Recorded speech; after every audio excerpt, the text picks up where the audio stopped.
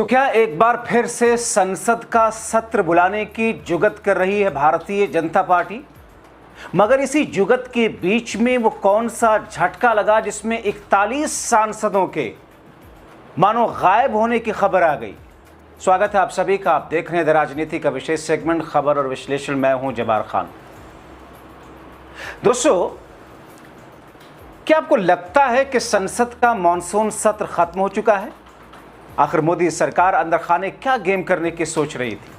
क्या मोदी सरकार के लिए शाह ने 41 सांसदों को ढूंढने का बेड़ा उठाकर उसे पूरा करने में जो जद्दोजहद की और उसके बाद विशेष सत्र बुलाने की तैयारी के बीच में ही उन्हें झटका लग गया?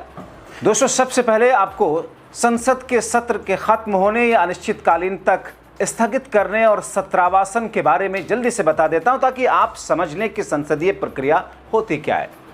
दोस्तों, पहले आपको बताऊं कि संसद के मानसून सत्र जिसमें मोदी शाह एक दिन भी चर्चा के लिए पायलट गन छात्रों पर बर्बरता के लिए उठे सवाल का जवाब देने नहीं आए और स्पीकर बिरला ने अनिश्चितकाल तक के लिए सत्र स्थगित कर दिया था। आपने देखा, मतलब सत्र पूरा नहीं हुआ, नेचुरली उसे अनिश्चित काल के लिए स्थगित किया गया। यानी कि सत्रावासन जिसके बाद में होता है वो भी नहीं हुआ। अब दोस्तों, एक होता है सत्र को स्थगित कर देने वाली, अनिश्चित काल के लिए स्थगित कर देना, और उसके बाद सत्रावासन होता है। दोनों का फर्क यह है कि सत्र स्थगित स्पीकर करते हैं लेकिन सत्रावासन राष्ट्रपति द्वारा किया जाता है। अब ऐसे में दोस्तों, खबर आई कि किसी भी समय केंद्र की सरकार संसद का विशेष सत्र बुलाने की कोशिश में है, मगर इसी बीच उनके 41 सांसदों के न होने की खबरें भी हैं। आपको विस्तार से बताते हैं, उससे पहले इस बीच में नई हलचल तेज हो गई जिसे मोदी सरकार बौखलाहट में है। मतलब एक बार फिर से सरकार के लिए झटका। अब दोस्तों, मॉनसून सत्र के आसान में हो रही देरी पर सवाल उठाते हुए कांग्रेस ने अभी चंद घंटे पहले पूछा कि क्या केंद्रीय गृह मंत्री अमित शाह अब भी उस दागदार 2/3 बहुमत की तलाश में है जिससे वो एक विशेष सत्र बुलाकर परिसीमन से जुड़े संविधान संशोधन विधेयक को पारित करा सकें। दोस्तों, लोकसभा और राज्यसभा की कार्रवाई 13 अगस्त को अनिश्चितकाल के लिए स्थगित की गई थी। कांग्रेस महासचिव जयराम रमेश कहते हैं कि लोकसभा की कार्रवाई अनिश्चितकाल के लिए स्थगित होने और उसके सत्रावासन यानी कि औपचारिक समाप्ति के बीच आमतौर पर 2 से 4 दिनों का अंतर होता है। हालांकि ऐसे भी कई उदाहरण हैं जब सत्र स्थगन और सत्रावासन एक ही दिन हुए। जयराम रमेश कहते हैं कि लोकसभा की कार्रवाई अनिश्चितकाल के लिए स्थगित हुए 10 दिन बीत चुके हैं लेकिन अभी भी इसके सत्रावासन के बारे में कोई जानकारी नहीं दी गई। उन्होंने एक्स पर लिखा, यह सच है कि 2015 में मानसून सत्र के दौरान यह अंतर 28 दिन का था, 2021 में 20 दिन का था, लेकिन तब कोई बुरी मंशा वाली चालें नहीं चली जा रही थी। आपको बताएं कि मानसून सत्र के पहले 17 अप्रैल को बजट सत्र के दौरान मोदी सरकार को तब झटका लगा था। लोकसभा एवं राज्य विधानसभाओं में महिला आरक्षण कानून लागू करने के लिए परिसीमन से जुड़ा संविधान संशोधन विधेयक गिर गया था। अभी आजकल क्या कह रही भारतीय जनता पार्टी, उससे जुड़े हुए लोग, खासतौर पर इनकी जब से नई टीम बनी है कि हम तो महिला आरक्षण बिल लाना चाहते हैं, विपक्ष उसे लाने नहीं दी, हम तो ये करना चाहते हैं, हम तो वो करना चाहते हैं। मगर दोस्तों, किस तौर पर सरकार ने चीटिंग किया। लोकसभा में विधेयक पारित पर मत विभाजन जो हुआ जिसमें महज 298 वोट इनके पक्ष में पड़े थे। चाहिए कितना था? 360, जबकि 298 इनके, 230 विपक्ष के। संविधान संशोधन विधेयक पारित करने के लिए 2/3 बहुमत के लिए 360 वोट इस वक्त चाहिए, मगर है नहीं।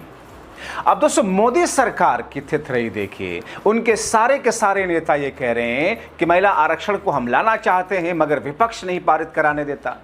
तो भाई साहब, अगर आपको वाकई इतनी ही जल्दी है लागू करने की तो 2011 की जनगणना पर क्यों परिसीमन करवाना चाहते हैं आप? हर कोई ये सवाल पूछता और इस सवाल पर मौन हो जाते हैं। बिना परिसीमन करे इसे लागू क्यों नहीं करते भैया? कि नहीं, परिसीमन हो जाएगा उसके बाद महिलाओं को आरक्षण देंगे। आपने क्यों शर्तें रखी थी कि परिसीमन और नई जनगणना के बाद इसे लागू करेंगे? आप नई जनगणना कराना नहीं चाहते मगर 2011 की जनगणना पर महिला आरक्षण देना नहीं चाहते।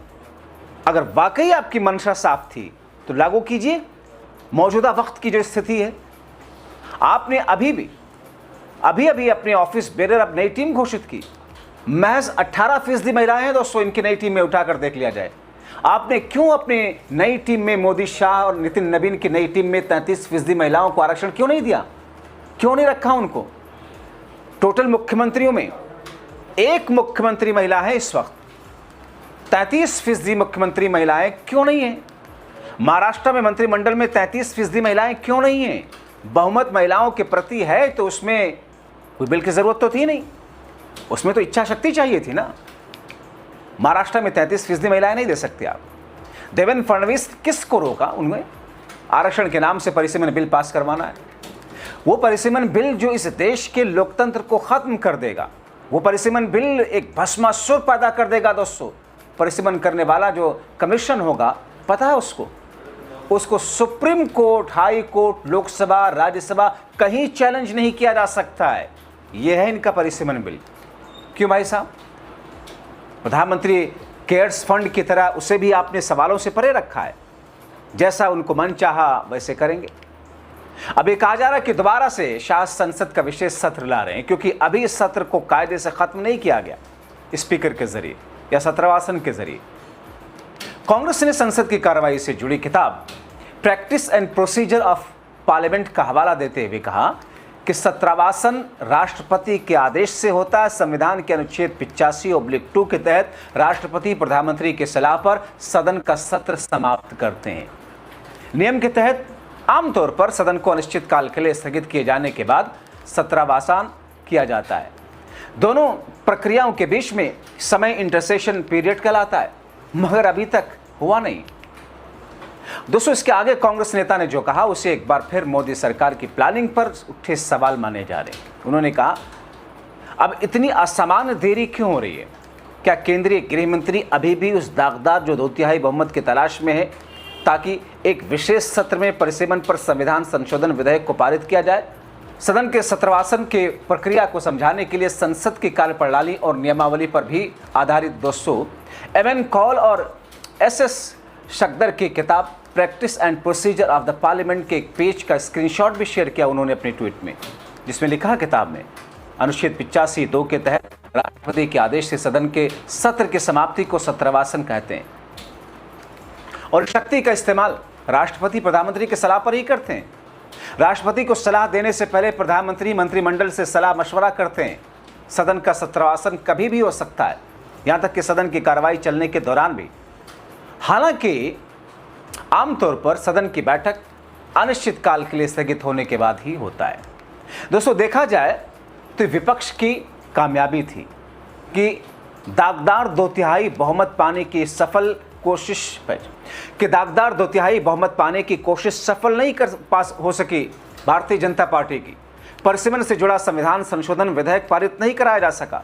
दोनों सदनों की कार्रवाई निश्चित काल के लिए स्थगित होने के बाद जयराम रमेश ने कहा था कि उनके पास 2/3 बहुमत है ही नहीं, उन्हें कभी नहीं मिलेगा। कांग्रेस ने पिछले सप्ताह दोस्तों लोकसभा की मौजूदा सीट की जो संख्या है 543, उसे अगले 25 साल तक स्थिर रखने की मांग करते हुए 33% महिला आरक्षण को लागू करने की बात जोरों शोर से उठाई थी और इस बात को कांग्रेस की CWC वर्किंग कमेटी की बैठक में भी कहा गया था। अब दोस्तों, आने वाले दिनों में सरकार किस किस्म की स्ट्रैटेजी और रणनीति बना रही है, मगर उसे तो पहले ही कांग्रेस भेद दे रही है। अब मोदी शाह की रणनीति को धराशायी करते हुए कांग्रेस ने डिमांड कर दी कि हम संसद की मौजूदा संख्या पर महिला आरक्षण लागू करने की मांग करते हैं। आइए, हम आपके साथ में खड़े हैं। वो जो संविधान संशोधन की प्रक्रिया के साथ में आपने परिसीमन को जोड़ा था, उस परिसीमन को हटाइए। आज बुला लीजिए सत्र, हम तैयार हैं। कांग्रेस वर्किंग कमेटी ने इसीलिए बैठक के दौरान एक प्रस्ताव में CWC ने महिला आरक्षण को तुरंत लागू करने के अपने संकल्प को दोहराया था दोस्तों। तो एक तरफ 3 महत्वपूर्ण चीजें हैं कि संसद के मानसून सत्र को अनिश्चित काल के लिए मोदी और शाह की सरकार के इशारे पर लोकसभा स्पीकर ने अनिश्चित काल के लिए स्थगित कर दिया और ऐसे स्थगन के बाद में राष्ट्रपति के जरिए प्रधानमंत्री की सलाह पर सत्रावसान किया जाता है, जिससे औपचारिक तौर पर सत्र को खत्म समझा जाए। मगर इतना समय गुजर गया, इसीलिए इस बीच में जो सुगबुगाहट उठी कि एक बार फिर से अपनी रणनीतियों के धराशायी होने के बाद में कोशिश इस बात की थी कि सत्रवासन से पहले एक विशेष सत्र बुला करके परिसीमन पर कुछ बड़ा कर लिया जाए, ताकि जितनी किरकिरी हुई है उन सब का खामियाजा उसकी भरपाई किया जा सके। लेकिन शरद पवार की एनसीपी के सांसदों को तोड़ने में नाकामी, डीएमके के 22 सांसदों को अपने साथ लाने में शुरुआती वक्त में लग रहा था कि हाँ संकेत मिल रहे हैं, मगर उसमें नाकामी। यहां तक कि ममता गुट के 20 सांसदों में से 4 के अलग होने के बाद में 16 पलट के भी तलवार के बीच में इनकी नाकामी। यानी कि अभी भी इनको 41 सांसद मिल नहीं रहे। ऐसी स्थिति में आगे करेंगे क्या? आगे कुआं पीछे खाई वाली स्थिति है।